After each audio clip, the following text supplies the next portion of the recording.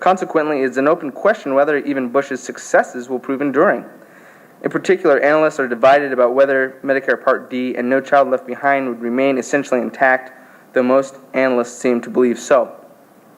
The 2001 tax cuts set to expire after 10 years are vulnerable as well, though in 2008 John McCain pledged to retain them and Barack Obama and Hillary Clinton vowed to repeal the tax cuts for only the highest income taxpayers. No one could gainsay the potential long-term significance of Chief Justice John Roberts. Politically, it is notable that in the 2008 race for the presidency, no Republican contender openly attached himself to the label compassionate conservatism. Two contenders, however, Senator Sam Brownback and Governor Mike Huckabee, adopted much of Bush's approach without admitting so.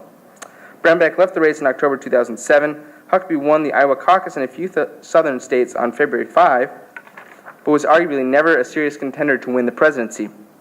In this respect, compassionate conservatism must be lumped together with Dwight D. Eisenhower's modern Republicans and Bill Clinton's New Democrats as bearers of similarly short-lived experiments in third-way triangulation. However, compassionate conservatism arose from real strategic dilemmas faced by the Republicans, and some elements of it will undoubtedly survive. John McCain was nominated despite his embrace of Bush's immigration strategy in 2006 and 2007, and Huckabee's persistent strength demonstrated a substantial constituency still existed in 2008 for something resembling compassionate conservatism. It is possible to imagine the GOP embracing a hybrid that includes some components of Bush's strategy.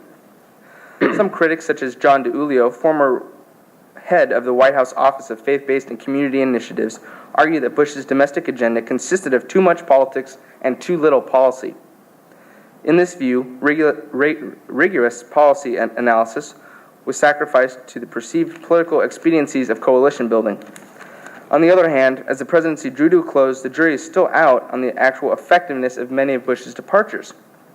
The national debt has grown tremendously, but the nation has enjoyed economic growth from late 2001 to early 2008, an outcome that could hardly have been taken for granted in the aftermath of 9/11. There was conflicting interpretations of how much of No Child Left Behind was pulling up academic achievements from low-income students, but test scores of blacks and Hispanic students certainly have risen. After a rocky start, most seniors seemed satisfied with the prescription drug plan. Disaster preparedness fell down badly after Katrina, but there were no significant terrorist attacks on U.S. soil from 9/11 through early 2008. As in foreign policy, much will depend on how things turn out after Bush leaves office. Claims that Bush simply betrayed conservatism of Reagan found on his tax cuts, court appointments, and social conservatism. Arguments that he was a right-wing ideologue, however, are even harder to sustain. Bush, after all, was responsible for the biggest expansion of federal authority in state and local K-12 education since the Elementary and Secondary Education Act of 1964, the biggest new entitlement program since Medicare in 1965, 2 Keynesian stimulus packages, restoration of big government approach to farm subsidies, a consistent preference for national energy plans rather than reliance on market forces, an unsuccessful promotion of what would have been the greatest liberalization of immigration policy since the Immigration Act of 1965. When Democrats urge big new federal bureaucracies to guard homeland security or a big new regulatory scheme to prevent future Enron scandals, Bush almost uniformly gave in, as he did when Congress passed a measure promising the most substantial tightening of campaign finance laws since 1974. After Bush's fiscal record was characterized by a 21.4% real increase in discretionary non-defense spending from 2001 to 2006, when spending finally leveled off due to the pressure from the congressional conservatives. Given this balance sheet, Bush appears closer to Richard Nixon or Lyndon Johnson than Ronald Reagan. The record calls into question the oft-repeated criticism that Bush's style was unnecessarily or uniquely polarizing. On some of the key issues, he relied on a partisan strategy, but on many he did not. Even when he did, after pushing the prescription drug entitlement, he sometimes paradoxically used a high partisan approach to impose policies that were more naturally Democratic than Republican. Finally, compassionate conservatism entailed a change in the balance between social conservatism and limited government economic conservatism, tilting towards the former and away from the latter. This had both policy and political consequences. Bush embraced the partial birth abortion ban enthusiastically and the federal marriage amendment reluctantly. flew home to sign the bill supported by social conservatives trying to save the life of Terry Schiavo, and has cast his first veto as president against a bill funding embryonic stem cell research.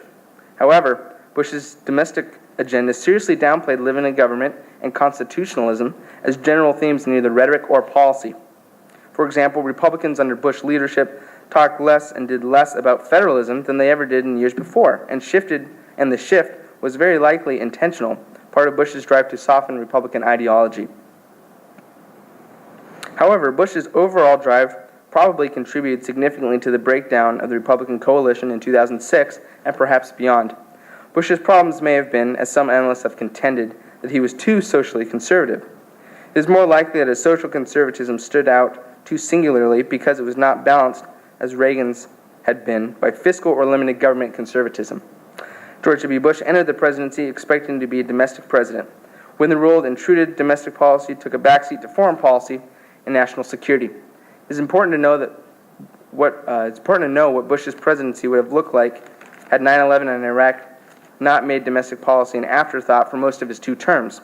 In the end, while not devoid of significant victories, compassionate conservatism failed fundamentally to transform the nation's domestic policy as Bush has hoped. Instead, Bush appears to be fated to have served a merely transitional presidency, a transition to what will be the next big question of American domestic policy.